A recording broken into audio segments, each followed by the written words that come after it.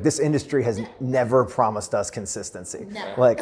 It's kind of a nice reminder. I've been leading HousingWire for 9 years now, and I feel like I've been through like 3 or 4 credit cycles in like a decade, and as have we all. But it's like, if you're not like on your toes, this industry will leave you in the dust.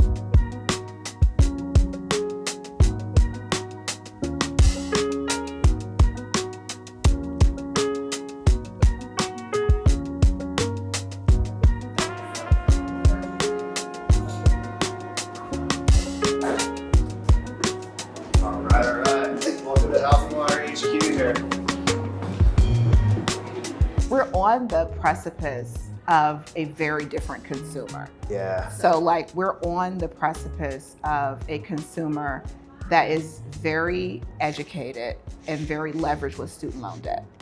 And that is a different type of consumer that we've ever faced.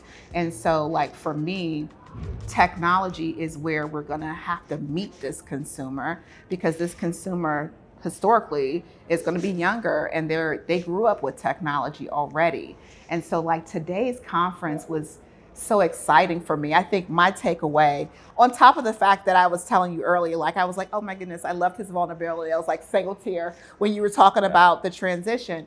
But I think the thing I'm leaving the conference or the summit thinking about is, should we be focusing on building more technology, or should we be focused on buying more technology? That was a topic in two of the sessions today, as was demographics.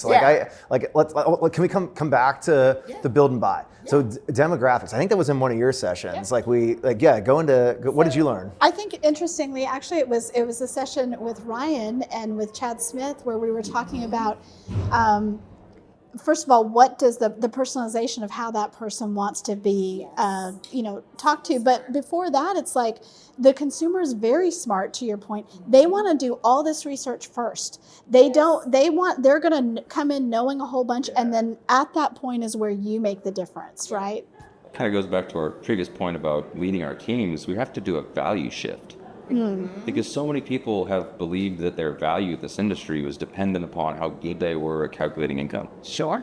Right? Their value was how good were they at getting docs out on time. Right? How good were they at taking a complete loan application. Mm-hmm. All those things are essentially valueless in a high-tech world. Right? So what is it now? What are the most valuable characteristics a loan officer needs to care about? Consumer experience. Right? And it's not just the originator. Right? The credit analyst, being really good at reaching out to the client and saying, hey, you have some variable income here, I want to help you go through it, right? Because the technology couldn't make it through. So creating confidence while still doing their job. But normal processors never had to do that. They never really talked to clients. And not making the consumer feel bad about not being a vanilla W-2. Our current ecosystem values just the straight line W-2 so much, and doesn't account for the fact that there's going to be consumers who have rental homes or gig economy income or side hustles Bitcoin, and don't feel like you need to hide that or feel guilty that you're not just I just get paid X amount every year via W-2 salary based. Bring your whole self. Yeah.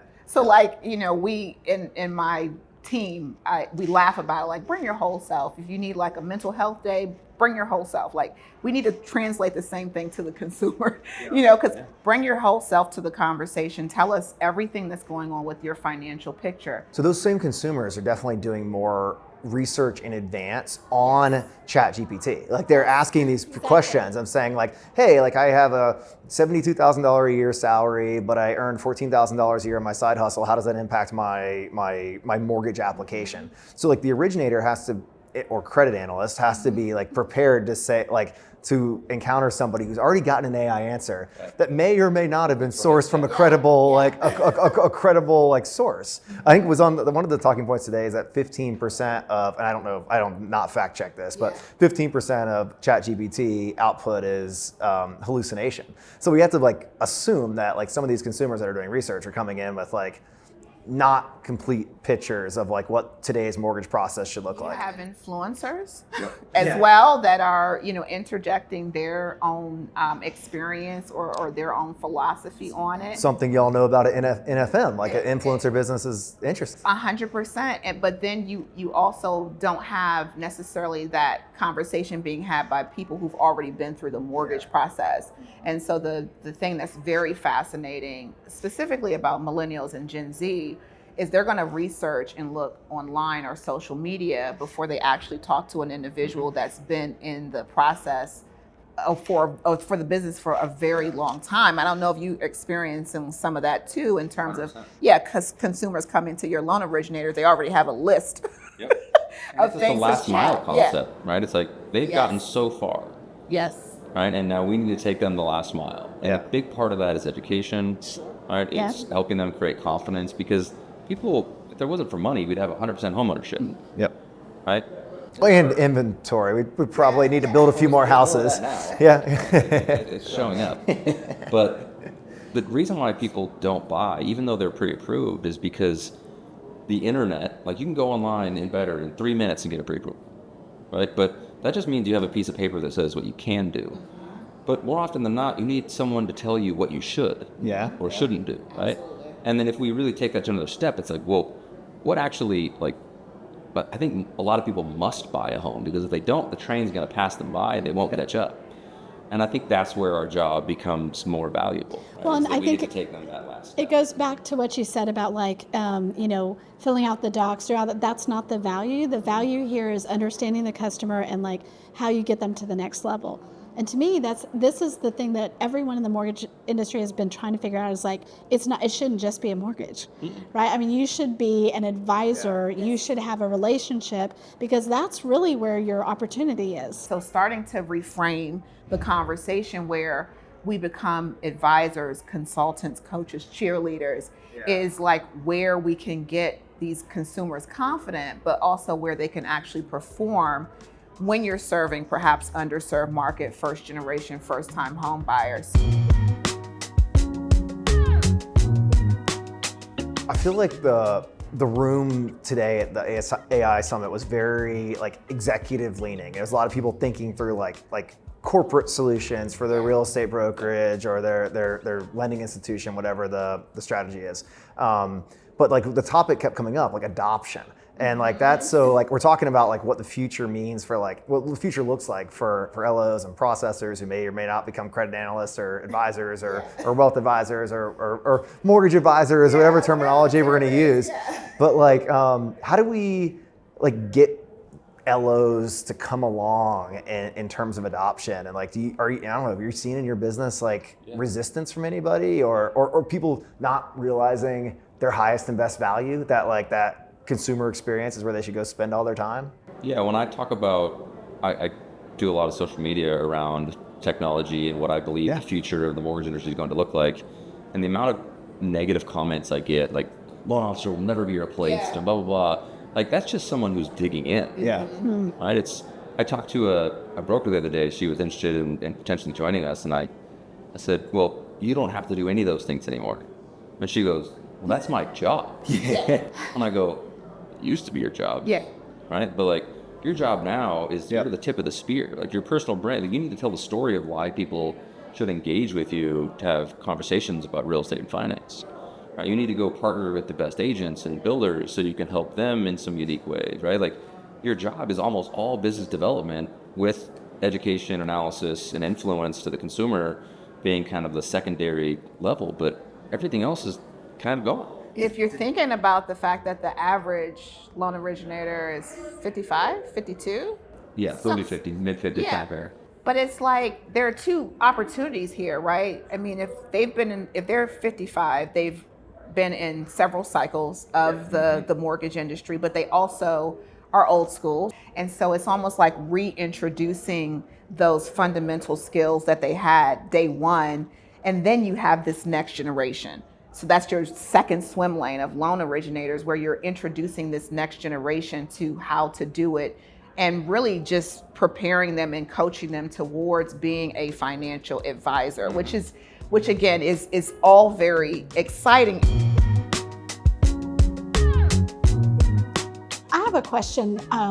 When we talk about technology, one of the promises of technology is it sort of can level the playing field in a way of like, you don't have to be like at the biggest lender, or you can, it gives people more advantage or more opportunity. But I'm not sure. When I look at AI, when I look at what you guys are doing, it feels like it's even more now the haves and the have-nots. Do you guys feel that way? I want to jump in here. So I had a few of these conversations today, and I think so we started the day like with Jason Bressler from EWM like doing the kickoff, and like Jason has a technology team that's of legendary scale. And so like I think you could like look at like his presentation and say like, oh well, I mean like that's great that EWM can do this with like thousands of people working on tech, but that's like harder for me. He did a very good job tying it back and making the strategy feel like accessible and like sharing knowledge that he's learned with his big team. But like what I'm sensing and what I'm hearing from some of the technology vendors in the room is that when the big lenders, even folks like Better, like come swinging with new technology, it pushes adoption from like the mid-market to the vendor ecosystem. And like every time like Rocket or Better or UWM or NFM launches something new, your competitors say like, all right, I got to build this, or I need to go partner with somebody and introduce it, and or I do get left behind. So I feel like the vendor adoption like cycle like is a playing field like leveling mechanism. All right, well, we're almost out of time. Yes. Lightning round, final thoughts. Okay, so media executive here, and I mean, host this event was awesome, but like I sat there in the audience and I actually walked away with like some like actionable things I can bring to HousingWire. I was texting with Holden, our product leader today, like some of the messaging around like don't wait for perfection, like ship product, like be willing to learn in public. And like so we have some AI projects here at HousingWire that we were just in this room last week talking about like betaing with like some of our like key like friends and like loyalists of HousingWire, and like now I'm like, Holden, just ship it and let's learn with everybody at once, and let's run. And so I've came out like ready to run. So that's my My final thought is related to that, and that's what you guys brought up, is just the speed of change, the acceleration, the velocity that is happening right now around AI is from last year to this year. Unbelievable. A month from now, it's going to be even more. So I was really, that just came home to me. Yeah. One of the quotes was the worst AI product you're ever going to use is the one you're using today, and the one tomorrow will be better. And what we're using now is like it's exponential. Oh, I just want to thank you guys for today. I thought it was one of the best events that I've been to, and I go to a lot of conferences. You could tell the energy in the room was curious, was inquisitive, was people were there because they knew that this was like a tipping point in time that you don't want to miss. And so I told somebody, got to buy our ticket for next year, like tomorrow. So, but that being said, the Rocket CTO, I can't remember his name, but Sean. Yep, Sean. Mm-hmm. Yeah. Sean, yeah. He said something about they're writing texts and then their people show up, and some of them are good or some of them are awful, right? I think what we're experiencing is people want to wait for perfection, right? Like you were saying earlier, like just ship it, right? As long as we're in partnership with whatever future partner we believe is the right, whether it's a vendor, whether it's your tech team, whether it's anybody, we have to be okay breaking things. Yes. Yeah. Right? We have to be okay testing and retesting, because if we wait for everything to be perfect, we're always going to be behind. So in the right areas where you don't get into compliance issues, and like where are we willing to take risk and where should we not? Break, build, break, build, break, build. Like that was my takeaway from today. We have to realize that this generation, this is the next revolution. This is, railroads that came across. I'm a historical nut, but when it comes to what's the revolution that is in front of us, this is our next revolution. And so we have to be bold and we have to be a little bit fearless in terms of the break build.